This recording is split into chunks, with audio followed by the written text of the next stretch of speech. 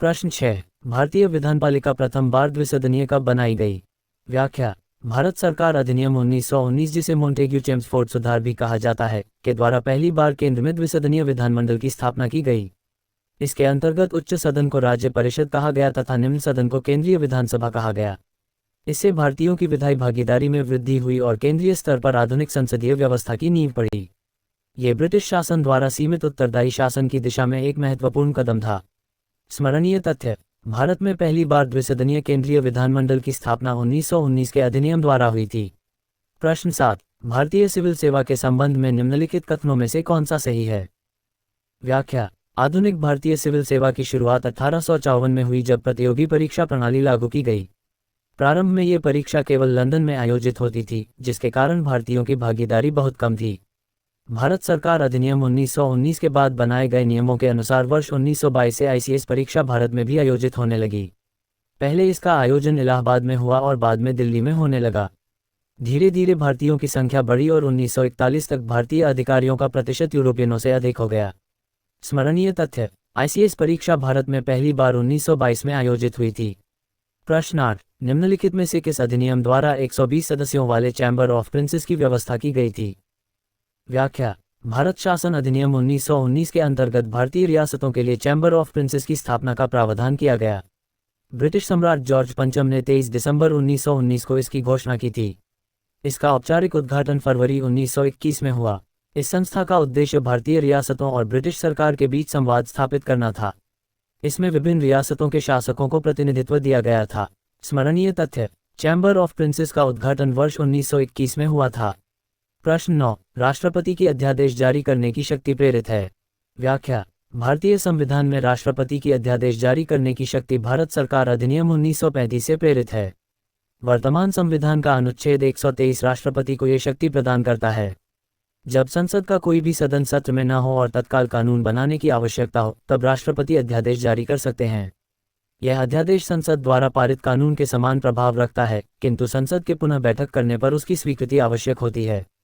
स्मरणीय तथ्य: राष्ट्रपति की अध्यादेश शक्ति का स्रोत भारत सरकार अधिनियम 1935 है। प्रश्न 10। निम्नलिखित में से किस अधिनियम द्वारा भारत में संघीय न्यायालय की स्थापना की गई थी? व्याख्या। भारत सरकार अधिनियम 1935 के अंतर्गत भारत में संघीय न्यायालय की स्थापना की गई। ये न्यायालय 1 अक्टूबर 1937 को अस्तित्व में आया। इसके प्रथम मुख्य न्यायाधीश सर मॉरिस ग्वायर थे। संघीय न्यायालय का कार्य केंद्र और प्रांतों के बीच विवादों का निपटारा करना तथा संवैधानिक मामलों की सुनवाई करना था। स्वतंत्रता के बाद 1950 में भारत के सर्वोच्च न्यायालय ने इसका स्थान ले लिया। स्मरणीय तथ्य: संघीय न्यायालय की स्थापना 1 अक्टूबर 1937 को हुई थी। प्रश्न 11। केंद्र में द्वैध शासन किस अधिनियम के अंतर्गत स्थापित किया गया था? व्याख्या।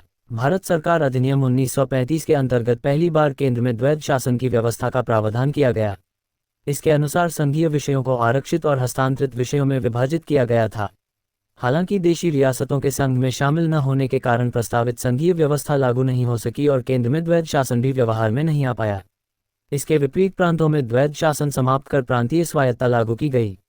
स्मरणीय तथ्य: केंद्र में द्वैध शासन का प्रावधान 1935 के अधिनियम में था, लेकिन ये लागू नहीं हो सका। प्रश्न 12। एक संघीय व्यवस्था और केंद्र में द्वैध शासन भारत में किस अधिनियम द्वारा लागू किया गया था? व्याख्या। भारत सरकार अधिनियम 1935 ब्रिटिश भारत का सबसे विस्तृत और महत्वपूर्ण संवैधानिक अधिनियम था। इसने अखिल भारतीय संघ की स्थापना का प्रावधान किया तथा केंद्र में द्वैध शासन की व्यवस्था प्रस्तावित की। साथ ही प्रांतीय स्वायत्तता लागू की गई और संघीय, प्रांतीय तथा समवर्ती सूचियों का प्रावधान किया गया। भारतीय संविधान के अनेक प्रावधानों की प्रेरणा इसी अधिनियम से प्राप्त हुई है। स्मरणीय तथ्य: भारत सरकार अधिनियम 1935 को ब्रिटिश भारत का सबसे व्यापक संवैधानिक अधिनियम माना जाता है। प्रश्न 1। निम्नलिखित में से किस अधिनियम में कलकत्ता में सर्वोच्च न्यायालय की स्थापना का प्रावधान किया गया था? व्याख्या। कलकत्ता में सर्वोच्च न्यायालय की स्थापना रेगुलेटिंग एक्ट 1773 के अंतर्गत की गई थी। ये न्यायालय 1774 में स्थापित हुआ। इसके प्रथम मुख्य न्यायाधीश सर एलिजा एम्पे थे। ये ब्रिटिश भारत का पहला सर्वोच्च न्यायिक संस्थान था। प्रश्न 2। सूची 1 और सूची 2 का सही मिलान कीजिए। व्याख्या। रेगुलेटिंग एक्ट 1773 के अंतर्गत सर्वोच्च न्यायालय की स्थापना की गई। ईस्ट इंडिया एक्ट 1784 के अंतर्गत नियंत्रण परिषद अर्थात बोर्ड ऑफ कंट्रोल की स्थापना की गई। चार्टर एक्ट 1813 के अंतर्गत ईसाई मिशनरियों को भारत में कार्य करने की अनुमति दी गई। चार्टर एक्ट 1833 के अंतर्गत गवर्नर जनरल की परिषद में विधि सदस्य नियुक्त करने का प्रावधान किया गया। प्रश्न 3, किस अधिनियम के द्वारा ब्रिटिश संसद ने चाय और चीन के साथ व्यापार को छोड़कर ईस्ट इंडिया कंपनी के भारत के साथ व्यापारिक एकाधिकार को समाप्त कर दिया? व्याख्या, चार्टर एक्ट 1813 के द्वारा ईस्ट इंडिया कंपनी का भारत के साथ व्यापारिक एकाधिकार समाप्त कर दिया गया। केवल चाय के व्यापार और चीन के साथ व्यापार पर कंपनी का एकाधिकार बना रहा। इससे भारत में निजी ब्रिटिश व्यापारियों के प्रवेश का मार्ग खुल गया। प्रश्न 4, किस अधिनियम ने भारतीयों को अपने देश के प्रशासन में कुछ हिस्सेदारी प्रदान की? व्याख्या, चार्टर एक्ट 1833 भारतीयों के लिए प्रशासनिक अवसरों की दृष्टि से महत्वपूर्ण था। इस अधिनियम की धारा 87 में कहा गया कि धर्म, जाति, रंग या जन्मस्थान के आधार पर किसी भारतीय को सरकारी सेवा से वंचित नहीं किया जाएगा। ये प्रशासनिक सेवाओं में भारतीयों के प्रवेश की दिशा में पहला महत्वपूर्ण कदम था। प्रश्न 5, निम्नलिखित में से किस अधिनियम के अंतर्गत भारतीय विधान परिषद को बजट पर बहस करने की शक्ति प्राप्त हुई? व्याख्या, भारतीय परिषद अधिनियम 1892 के द्वारा विधान परिषद के सदस्यों को बजट पर चर्चा करने का अधिकार दिया गया। हालांकि उन्हें बजट पर मतदान करने का अधिकार नहीं था। सदस्यों को सार्वजनिक विषयों पर प्रश्न पूछने की भी अनुमति मिली, जिससे विधायी संस्थाओं की भूमिका पहले की तुलना में अधिक सक्रिय हुई। प्रश्न 4, कैबिनेट मिशन योजना के अंतर्गत संविधान निर्माण परिषद में प्रत्येक प्रांत को आवंटित सदस्य संख्या निर्धारित करने के लिए एक प्रतिनिधि कितनी जनसंख्या के अनुपात में था? व्याख्या, कैबिनेट मिशन मार्च 1946 में भारत आया था और उसने संविधान सभा के गठन की योजना प्रस्तुत की। इस योजना के अनुसार संविधान सभा में प्रांतीय प्रतिनिधित्व जनसंख्या के आधार पर निर्धारित किया गया था। सामान्य रूप से प्रत्येक 10 लाख जनसंख्या पर एक प्रतिनिधि चुना जाना था। इसका उद्देश्य विभिन्न प्रांतों को उनकी जनसंख्या के अनुरूप प्रतिनिधित्व प्रदान करना था, ताकि संविधान निर्माण प्रक्रिया अधिक लोकतांत्रिक और प्रातिनिधिक बन सके। स्मरणीय तथ्य, कैबिनेट मिशन योजना में प्रत्येक 10 लाख जनसंख्या पर एक प्रतिनिधि का प्रावधान था। प्रश्न 5, भारतीय संविधान सभा का गठन किया गया था। व्याख्या, भारतीय संविधान सभा का गठन कैबिनेट मिशन योजना 1946 के अंतर्गत किया गया था। संविधान सभा का उद्देश्य स्वतंत्र भारत के लिए संविधान तैयार करना था। इसके सदस्य प्रत्यक्ष चुनाव से नहीं बल्कि प्रांतीय विधानसभाओं के निर्वाचित सदस्यों द्वारा चुने गए थे। संविधान सभा की पहली बैठक 9 दिसंबर 1946 को हुई। इसी सभा ने भारत का संविधान तैयार किया, जो 26 नवंबर 1949 को अंगीकृत हुआ। स्मरणीय तथ्य, भारतीय संविधान सभा का गठन कैबिनेट मिशन योजना 1946 के अंतर्गत हुआ था। प्रश्न 6, प्रथम अंतरिम राष्ट्रीय सरकार की घोषणा की गई थी। व्याख्या, कैबिनेट मिशन योजना के आधार पर 24 अगस्त 1946 को भारत की प्रथम अंतरिम सरकार की घोषणा की गई थी। ये व्यवस्था सत्ता हस्तांतरण की दिशा में एक महत्वपूर्ण कदम थी। इसके अनुसार अंतरिम सरकार ने 2 सितंबर 1946 से कार्य करना प्रारंभ किया।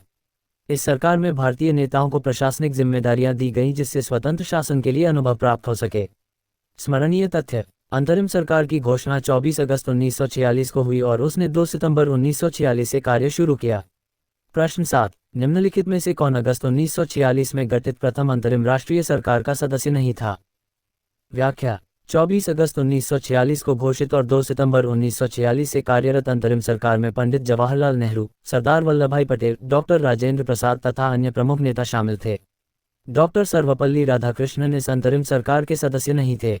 अंतरिम सरकार ने स्वतंत्र भारत की प्रशासनिक व्यवस्था की आधारशिला रखने में महत्वपूर्ण भूमिका निभाई। स्मरणीय तथ्य, डॉक्टर सर्वपल्ली राधाकृष्णन अंतरिम सरकार 1946 के सदस्य नहीं थे। प्रश्न 8, संविधान सभा में सदस्यों का चुनाव कैसे हुआ था? व्याख्या, संविधान सभा के सदस्य प्रत्यक्ष रूप से जनता द्वारा नहीं चुने गए थे।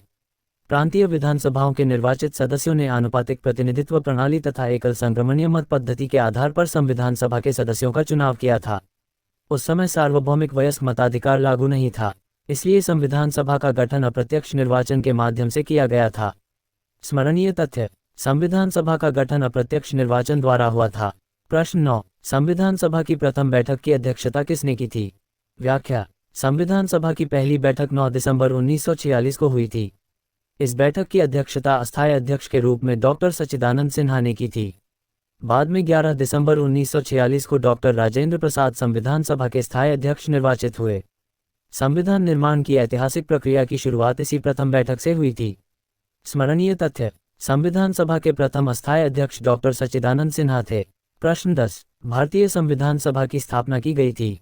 व्याख्या, कैबिनेट मिशन योजना 1946 के आधार पर भारतीय संविधान सभा की स्थापना की गई थी। इसकी पहली बैठक 9 दिसंबर 1946 को आयोजित हुई।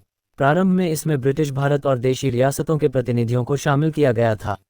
स्वतंत्र भारत का संविधान इसी सभा द्वारा तैयार किया गया और 26 नवंबर 1949 को इसे अंगीकृत किया गया। स्मरणीय तथ्य: भारतीय संविधान सभा की पहली बैठक 9 दिसंबर 1946 को हुई थी। प्रश्न 11, भारत को एक संविधान देने का प्रस्ताव संविधान सभा द्वारा पारित किया गया था। व्याख्या: 22 जनवरी 1947 को संविधान सभा ने उद्देश्य प्रस्ताव को स्वीकार किया। ये प्रस्ताव 13 दिसंबर 1946 को पंडित जवाहरलाल नेहरू द्वारा प्रस्तुत किया गया था। उद्देश्य प्रस्ताव में स्वतंत्र, संप्रभु, लोकतांत्रिक भारत की रूपरेखा प्रस्तुत की गई थी। बाद में यही प्रस्ताव भारतीय संविधान की प्रस्तावना का आधार बना। इसे संविधान निर्माण की दिशा निर्धारित करने वाला महत्वपूर्ण दस्तावेज माना जाता है। स्मरणीय तथ्य: उद्देश्य प्रस्ताव 13 दिसंबर 1946 को प्रस्तुत और 22 जनवरी 1947 को पारित हुआ था। प्रश्न 12, भारतीय संविधान के निर्माण से संबंधित निम्नलिखित कथनों में से कौन से सही हैं?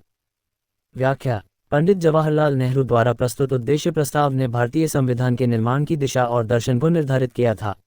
संविधान निर्माण के दौरान अनेक महत्वपूर्ण उद्देश्यों की पूर्ति की गई, जिनमें लोकतंत्र, स्वतंत्रता, समानता और न्याय की स्थापना प्रमुख थी। हालांकि संविधान ने राष्ट्रपति को प्रत्यक्ष रूप से जनता द्वारा निर्वाचित करने की व्यवस्था नहीं की। भारत में राष्ट्रपति का निर्वाचन निर्वाचक मंडल द्वारा अप्रत्यक्ष रूप से किया जाता है। इसलिए केवल वे कथन सही माने जाते हैं जो उद्देश्य प्रस्ताव और संविधान निर्माण के उद्देश्यों से संबंधित हैं। स्मरणीय तथ्य: उद्देश्य प्रस्ताव भारतीय संविधान की प्रस्तावना का आधार बना। प्रश्न 13, भारतीय संविधान को बनाने हेतु भारतीय संविधान सभा की कुल कितनी अधिवेशन हुए थे?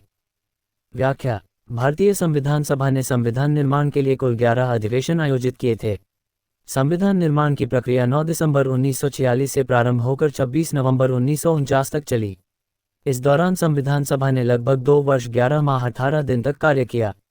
कुल 165 दिनों तक बैठकें हुई, जिनमें संविधान के विभिन्न प्रावधानों पर विस्तृत चर्चा की गई। संविधान सभा की अंतिम बैठक 24 जनवरी 1950 को हुई थी। स्मरणीय तथ्य: संविधान सभा ने कुल 11 अधिवेशन आयोजित किए थे। प्रश्न 14, भारतीय संविधान के निर्माण के समय संवैधानिक सलाहकार कौन थे?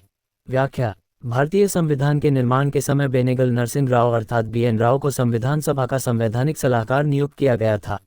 उन्होंने विश्व के विभिन्न संविधानों का अध्ययन कर संविधान निर्माण में महत्वपूर्ण योगदान दिया। प्रारंभिक संवैधानिक मसौदा तैयार करने का श्रेय भी उन्हें दिया जाता है। संविधान सभा की विभिन्न समितियों और प्रारूप समिति को उनके सुझावों से अत्यधिक सहायता मिली। स्मरणीय तथ्य: BN राव संविधान सभा के संवैधानिक सलाहकार थे। प्रश्न 15, भारतीय संविधान का प्रथम प्रारूप तैयार किया गया था। व्याख्या: भारतीय संविधान का प्रथम प्रारूप BN राव द्वारा तैयार किया गया था। उन्होंने संविधान सभा के संवैधानिक सलाहकार के रूप में कार्य करते हुए विभिन्न देशों के संविधानों का अध्ययन किया और एक प्रारंभिक मसौदा प्रस्तुत किया। इसी मसौदे के आधार पर प्रारूप समिति ने विस्तृत संविधान का प्रारूप तैयार किया। BN राव के प्रारूप में 243 अनुच्छेद और 13 अनुसूचियां थीं, जिसे आगे संशोधित और विस्तारित किया गया। स्मरणीय तथ्य: संविधान का पहला प्रारूप BN राव ने तैयार किया था। प्रश्न 16, संविधान सभा में भारतीय संविधान का द्वितीय वाचन कब प्रारंभ हुआ था? व्याख्या: भारतीय संविधान के प्रारूप पर विस्तृत चर्चा का चरण द्वितीय वाचन कहलाता है। ये चरण 15 नवंबर 1948 से प्रारंभ हुआ और इसमें संविधान के प्रत्येक अनुच्छेद पर विस्तार से विचार किया गया। इस दौरान सदस्यों ने हजारों संशोधन प्रस्ताव प्रस्तुत किए। द्वितीय वाचन संविधान निर्माण की सबसे महत्वपूर्ण प्रक्रिया थी, क्योंकि इसी चरण में संविधान के वास्तविक स्वरूप को अंतिम रूप दिया गया। स्मरणीय तथ्य: संविधान का द्वितीय वाचन 15 नवंबर 1948 से प्रारंभ हुआ था। प्रश्न 17, भारत का संविधान पूर्ण रूप से तैयार हुआ था। व्याख्या: भारतीय संविधान 26 नवंबर 1949 को संविधान सभा द्वारा अंगीकृत, अधिनियमित और आत्मापित किया गया था। इसी दिन संविधान निर्माण की प्रक्रिया पूर्ण हुई और संविधान अपने अंतिम स्वरूप में तैयार हो गया। हालांकि संविधान का अधिकांश भाग 26 जनवरी 1950 से लागू हुआ, इसलिए संविधान के पूर्ण रूप से तैयार होने की तिथि 26 नवंबर 1949 मानी जाती है, जबकि लागू होने की तिथि 26 जनवरी 1950 है। स्मरणीय तथ्य: संविधान 26 नवंबर 1949 को तैयार हुआ और 26 जनवरी 1950 को लागू हुआ। प्रश्न 18, भारतीय संविधान को 26 नवंबर 1949 को किसके द्वारा अधिनियमित किया गया था? व्याख्या: 26 नवंबर 1949 को भारतीय संविधान को संविधान सभा द्वारा अंगीकृत, अधिनियमित और आत्मापित किया गया था। ये भारतीय लोकतंत्र के इतिहास का अत्यंत महत्वपूर्ण दिन है। संविधान सभा ने लंबी चर्चा और विचार विमर्श के बाद संविधान को स्वीकृति प्रदान की। बाद में 24 जनवरी 1950 को संविधान सभा के सदस्यों ने उस पर हस्ताक्षर किए और 26 जनवरी 1950 से संविधान लागू हो गया। स्मरणीय तथ्य: भारतीय संविधान 26 नवंबर 1949 को संविधान सभा द्वारा अधिनियमित किया गया था। प्रश्न 13, निम्नलिखित में से कौन सा एक भारत शासन अधिनियम 1935 में स्वीकृत किया गया महत्वपूर्ण संस्थाई अवयव नहीं है? व्याख्या: भारत शासन अधिनियम 1935 ब्रिटिश भारत का सबसे व्यापक संवैधानिक अधिनियम था। इसमें संघीय शासन व्यवस्था, निर्वाचित प्रतिनिधियों की भागीदारी, प्रांतीय स्वायत्ता तथा विधानमंडलों में मनोनीत सदस्यों की व्यवस्था जैसे अनेक प्रावधान शामिल थे। किंतु इस अधिनियम में भारत के लिए किसी लिखित संविधान का प्रावधान नहीं था। ब्रिटिश संसद ही सर्वोच्च विधायी संस्था बनी रही। यही कारण है कि लिखित संविधान की अवधारणा इस अधिनियम का हिस्सा नहीं थी। स्मरणीय तथ्य: भारत शासन अधिनियम 1935 ने संविधान नहीं दिया, बल्कि संवैधानिक ढांचा प्रदान किया। प्रश्न 14, 1935 का गवर्नमेंट ऑफ इंडिया एक्ट क्यों महत्वपूर्ण है? व्याख्या: भारत शासन अधिनियम 1935 भारतीय संविधान का प्रमुख स्रोत माना जाता है। इसी अधिनियम से संघीय व्यवस्था, प्रांतीय स्वायत्ता, राज्यपाल की शक्तियां, संघीय न्यायालय, लोक सेवा आयोग तथा प्रशासनिक संरचना से संबंधित अनेक प्रावधान लिए गए। यद्यपि प्रस्तावित अखिल भारतीय संघ अस्तित्व में नहीं आ सका, फिर भी इस अधिनियम ने आधुनिक भारतीय शासन प्रणाली की आधारशिला रखी। संविधान निर्माताओं ने इसके कई उपयोगी प्रावधानों को अपनाया। स्मरणीय तथ्य: भारतीय संविधान के सर्वाधिक प्रावधानों की प्रेरणा भारत शासन अधिनियम 1935 से मिली है। प्रश्न 15, निम्नलिखित अधिनियमों में से किस अधिनियम के फलस्वरूप बर्मा भारत से अलग हुआ? व्याख्या: भारत शासन अधिनियम 1935 के अंतर्गत बर्मा को भारत से अलग करने का प्रावधान किया गया था। इसके परिणामस्वरूप 1 अप्रैल 1937 से बर्मा को भारत से अलग कर एक पृथक ब्रिटिश उपनिवेश बना दिया गया। इससे पहले बर्मा ब्रिटिश भारतीय प्रशासन का हिस्सा था। प्रशासनिक सुविधा और अलग राजनीतिक व्यवस्था स्थापित करने के उद्देश्य से यह परिवर्तन किया गया था। स्मरणीय तथ्य: बर्मा 1 अप्रैल 1937 को भारत से अलग हुआ था।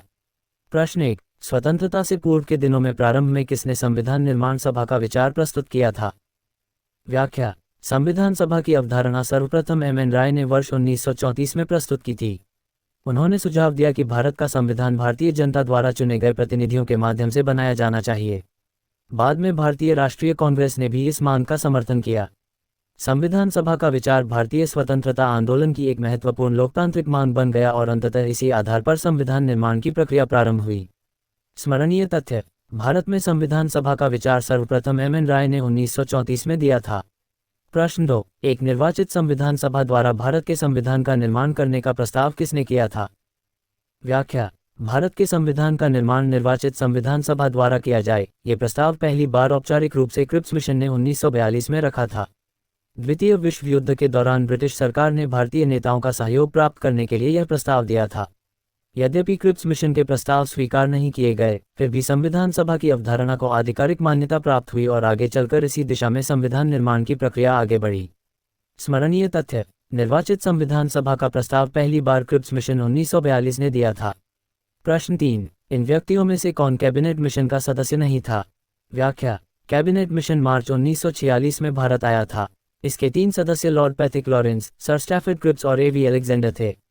मिशन का उद्देश्य भारत को सत्ता हस्तांतरण की रूपरेखा तैयार करना तथा संविधान सभा के गठन का मार्ग प्रशस्त करना था। इसके द्वारा प्रस्तुत योजना के आधार पर संविधान सभा का गठन हुआ और स्वतंत्र भारत के संविधान निर्माण का कार्य प्रारंभ हुआ।